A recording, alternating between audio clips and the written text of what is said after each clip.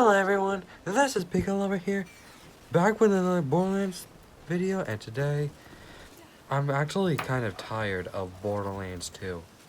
This time, I think I'm going to make some Borderlands 3 videos, and we're going to look at the top 10 best world drop weapons.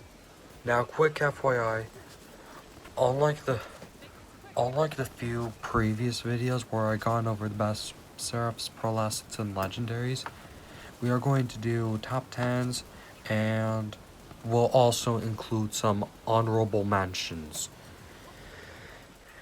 And these are the few weapons you can get from the Slaughter Shaft when I may have one with a loot explosion modifier, or even with the Iridium Fabricator, or while you're playing through the game. And without further ado, these are my top 10 best world drop weapons and world drop legendary weapons in Borderlands 3. Let's go. Number 10, the Shredifier, aka the Super Shredifier. Yup, y'all want the Super Shredifier, which is the Shredifier with the double barrel. The other Shredifier will work pretty good, but you'll want the Super Shredifier if you want to deal the most damage. The Super Shredifier is basically a gun that can tear up lots of things when like mobbing. However, it's kind of crazy that it's much more better than the other one. But anyway, the Shredifier is actually pretty good. If you have the Super Shredifier, you can use double barrels and have it be a double chain gun, and it'll just do really good damage when mobbing. And to get the Shredifier, you will have to kill the Raging Titan in the Slaughter Shaft in Pandora. Number 9, the Ogre. Like the Shredifier, it is much more better now in Borderlands 3. Basically, it does really awesome damage. These rockets can even tear up through enemies. Yup, for the enemies that you are fighting when mobbing, is all Ogre for them. And speaking of which, to get the Ogre, you will have to kill Anointed Alpha in the Anvil on Eden 6. Number 8, the Maggie. Basically, Jacob's pistols do more damage, and the Maggie does pretty awesome damage. You can have the bullet hit crits and have them ricochet to enemies and have them do pretty good amounts of damage. The Maggie does pretty great damage for when you're mobbing. The Maggie is pretty good. It does really awesome damage. I was able to take down some enemies while in the Guardian takedown, and it has a projectile multiplier. The thing is, I've used the Lucky 7, and it was doing good when it had its projectile multiplier, and even the Maggie does really good. Speaking of the Maggie, to get it, you will have to kill Turnkey Tim on Eden 6 in Floodmore Basin. Number 7, the Tunguska. Probably one of the most underrated launchers in Borderlands 3. Yes, the Tunguska did suck in Borderlands 2. However, the Tunguska has a huge catch to this thing. So, The Tunguska's impact version actually kind of sucks. But the sticky version is crazy. All you have to do is just shoot at an enemy, then reload, or switch it to impact mode, and these enemies are going to die. The thing is, I did not know about this first. I actually learned it from a YouTuber. And it was the first legendary I got, and you know, it made me wish that I kind of known about it before I started to like get rid of it as soon as I got a save editor. Anyway, to get the Tunguska, you will have to kill Mind Smudge in the droughts on Pandora. Number 6, the Rowan's Call. May I tell you my favorite part about the Rowan's Call? As soon as you hit criticals, you get ammo refilled for you. However, you do have to accurately hit crits and be able to like control recoil and like wrestle with the recoil. But if you're skilled at it, you'll have lots of bullets ricocheting to nearby enemies, and it's a Gatling gun, meaning that you don't have to pull the trigger as much. You could just hold down on your trigger like a gun created by Vladov or something. But I digress. And to get the Rowan's Call, you will have to kill Red Rain on Slaughter 3000. Number 5, the Hornet. And want to know something very, very funny? Unlike the Borderlands 2 Hornet, the Hornet in Borderlands 3 is now amazing. Basically, unlike the Hornet from Borderlands 2, the Borderlands 3 Hornet does ludicrous amounts of damage. I don't think it can work well for raid bosses, but I've seen it done like tons of damage. And even when you're not aiming down sights, there will still be a high round burst and will not be a single shot.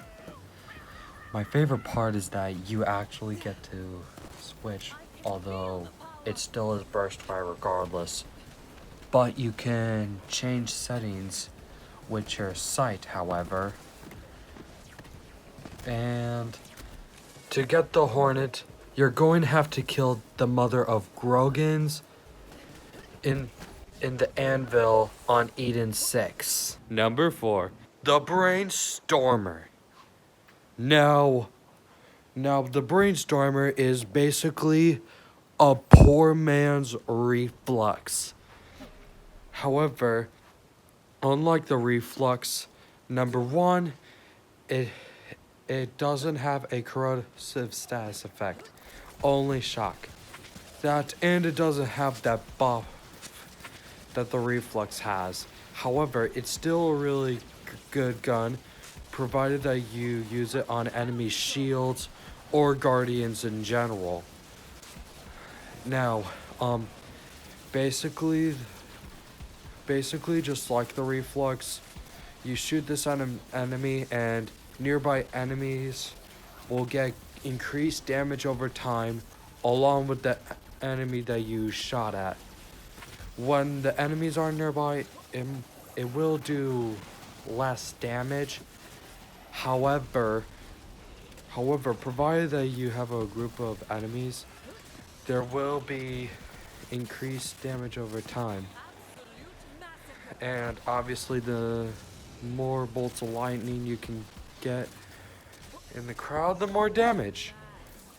And yeah, to get the Brainstormer, you will have to kill Katagawa Ball on Skyworld 27 on the Promethean map. Number 3, the Face Puncher.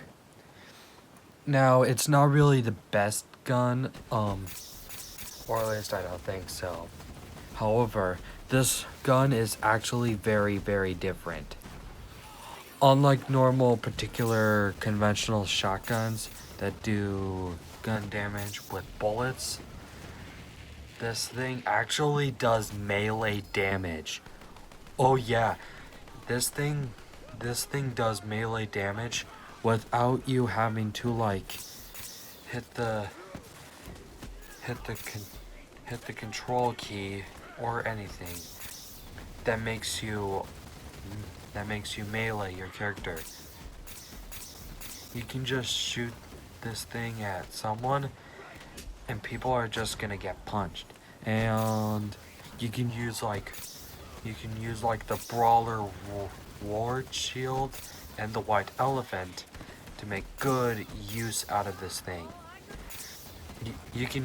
I think you may even be able to use like a roid shield and have it do good damage as well. And to get this unique, one-of-a-kind gun, you will have to kill Moldoc, the Anointed, and Bloodmore Basin on Eden 6. Number 2, the Boom Prefixed Sickle, aka the Boom Sickle.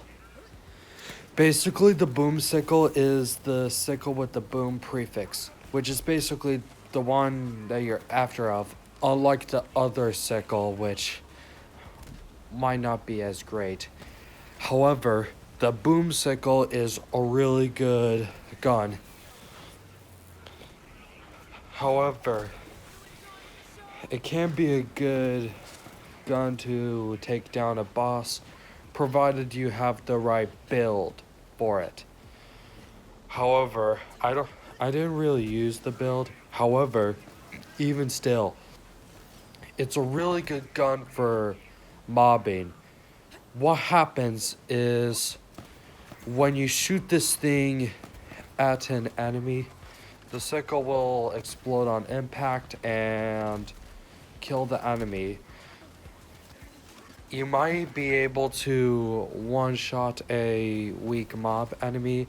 It still works very darn well against badasses, provided that you have a really good element. However, boom sickles are rather rare. And yeah. Anyway, to get the sickle, you will have to kill Anointed X4 on the Eden 6 map, the Anvil. Alright, now before I cover number 1, it's time to reveal some honorable mentions. We've got like a lot of honorable mentions,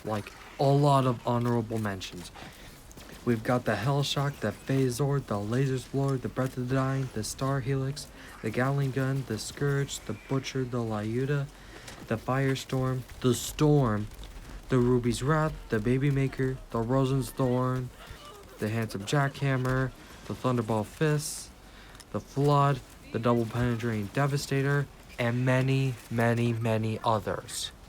Number 1, the Hellwalker. So yeah, I can't believe that the Hellwalker made it up to number 1. Yup, the Hellwalker is really, really good. I hear it's actually top tier. It has the magazine size of 2, which is actually no problem. The thing is, because of its high reload speed, this gun actually has pretty great fire rate overall. You can just head to someone and just hit crits and just hold the trigger on your mouse. The thing is, as soon as you start to reload, you can fire shots from the gun, even though it's a Jacob's gun, because of its low magazine. And basically, the Hellwalker is actually a reference to a song from Doom. And I'm actually thinking about trying it out. I may not get it, but I may not get it. And I probably may not make videos about it, but anyway. To get the Hellwalker, you will have to kill Road Dogg in the Splinterlands on Pandora. And alright guys, that's gonna wrap up this particular video. Did you guys like this video? If you guys did, please be sure to leave a like. And as always, my name is Pika Lover, and I'm gonna see y'all later.